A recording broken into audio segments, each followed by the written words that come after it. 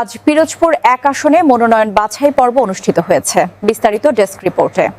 আজ পিরোজপুরে মনোনয়ন যাচাই বাছাই শেষে মনোনয়নপত্রগুলিকে বৈধ ঘোষণা করেছেন পিরোজপুর জেলা প্রশাসক ও জেলা রিটার্নিং কর্মকর্তা জনাব আবু সাঈদ। যাচাই বাছাই শেষে তিনি জেলা প্রশাসকের কার্যালয়ের সভাকক্ষে এ ঘোষণা দেন।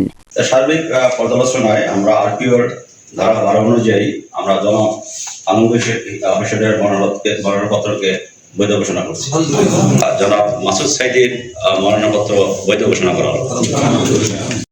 মনোনয়ন বৈধ ঘোষণার পর সাংবাদিকদের সঙ্গে কথা বলেন পিরোজপুর 1 আসনের ধানের শীষের মনোনীত প্রার্থী অধ্যাপক আলমগীর হোসেন।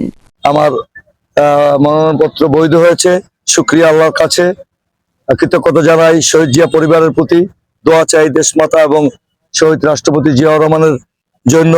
আজকে এখানে আমার শিক্ষক, রাজনৈতিক নেতা জনাব অ্যাডভোকেট আবুল কালাম আকন উপস্থিত রয়েছেন, আমার সহকর্মীরা অধিকাংশ উপস্থিত রয়েছেন।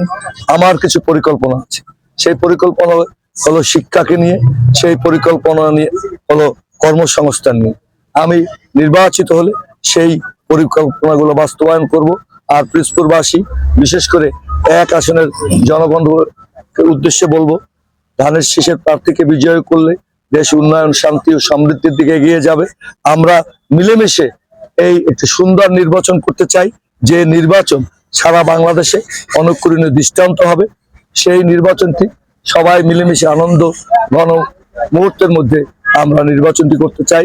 আমরা কথা বলার অধিকার পেয়েছি, এই অধিকার বাস্তবায়ন করতে চাই। ধন্যবাদ।